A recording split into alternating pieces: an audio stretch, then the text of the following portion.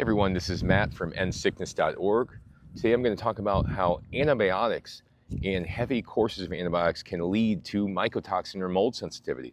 I've seen this with a number of people who end up with heavy courses of things like Levaquin or Cipro or whatever it is, and coincidentally at the time they're living in a house that has mycotoxins that are elevated, and then it's the perfect recipe for mold illness, and I'll go into that in this video. First, let me say I'm not a medical doctor. This is not medical advice. I'm a holistic nutritionist that focuses on mind, body, and spirit for recovery. This is for informational and educational purposes only, okay? Let me get back to what I've seen with clients, what I experienced myself, When I was younger, in my 20s, I was, taking acne medication for a while and eventually got pretty sick after I stopped it. But the thing that really pushed me over the edge was this Levaquin. I get hit with Levaquin and it just wrecked my joints, it wrecked my body, and from that point I couldn't recover. I didn't realize what happened. Did it just wreck my gut microbiome? Did it just wreck my immune system? Well, yeah, it did, but what it also did was it made me hypersensitive to mycotoxins and mold in my environment now. And then when I went back to my house in Ohio at that time, there was mold in the house, and I got sicker and sicker, and there was mold in the dorms I was living in. I got sicker. Didn't realize that it all originated from this antibiotic damage that put my immune system in a defensive state, and now it was reacting to foods, it was reacting to things in the environment.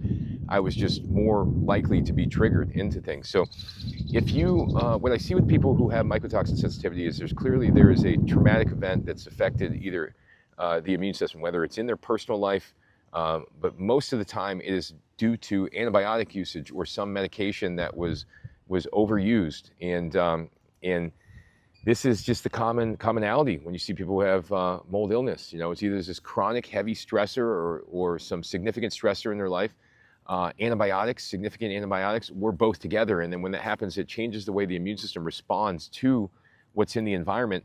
And then you have a situation where the person becomes sensitive to what's in their environment unknowingly, and then symptoms escalate because they keep inhaling this thing consistently. And as the mycotoxin antibodies increase and they become more and more and more sensitive to this thing, they become more reactive to their foods, to their emotional triggers, to all these things, But it all originated from, once again, this antibiotic course that knocked out their gut, dysregulated their immune system, impaired their liver function, made their mast cells hyperaggravated, knocked out their bifidobacterium, really put their body at risk for being able to be triggered by mold in the first place. A lot of people aren't even that sensitive, and then this event happens where they get the Cipro or they get the Levaquin or the whatever it is, the acne medication, and after that they start to have issues with food.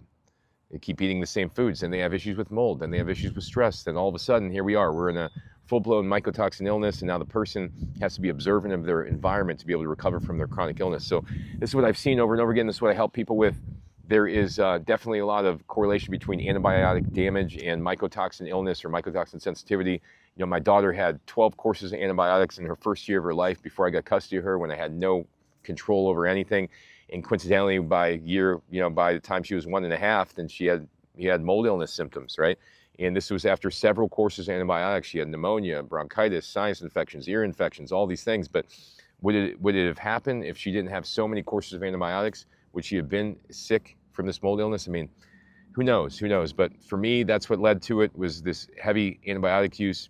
And then eventually I became sensitive to the mold, and then I had to go ahead and change environments to be able to get better. My daughter, same thing. We had to be able to recognize the environment as a major contributor, or we were just going to end up in the cycle of illness. And we thought that the immune system had been broken, by the antibiotics. But the reality was the immune system had been aggravated, and now it became hyper alert to these molds and these mycotoxins specifically. And once we got out of that scenario where we weren't in a house that was riddled with mycotoxins, and the immune system was able to recover, symptoms were able to get better, and the gut was able to recover from all the damage that was done initially by the antibiotics. So thanks for watching, everybody. I got plenty more videos like this where I'm teaching you how to heal yourself out in nature.